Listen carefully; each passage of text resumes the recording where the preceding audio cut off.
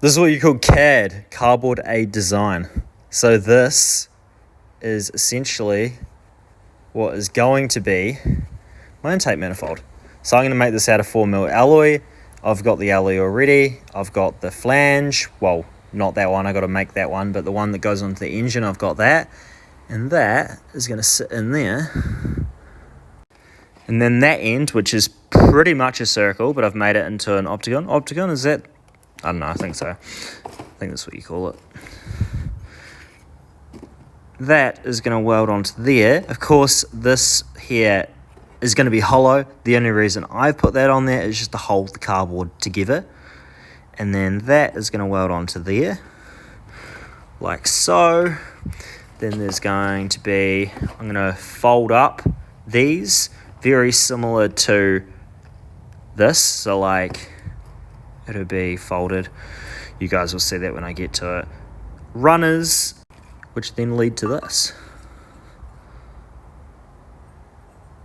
So that is my completely homemade custom manifold, and I can't buy anything like this that's going to fit my van, and I think it's going to look bloody good. I was going to make it, originally I was going to do tube, which I've seen people do before, and cut the half tube and stuff like that, but I thought it would look better squarey because these are going to be more square, and yeah, the whole van's pretty boxy.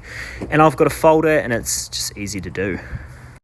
And I'm going to learn all these things because I have never made an intake manifold before, but I am for this V12, for the 4 turbos I'm doing, and then I also want something similar to this, obviously a lot longer because this has got 6 cylinders deep, 2 of them each side.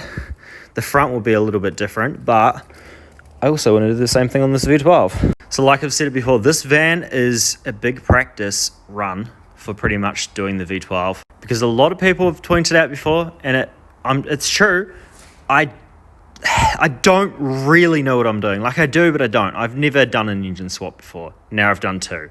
I've never made my own exhaust manifold. I have actually, but not to this extent. And now I've finished the one in the van, which if you haven't seen, that's it there. Which I actually learned a lot doing the van, and we'll put it into practice when I do this quad turbo exhaust manifold on the V12. Same with this.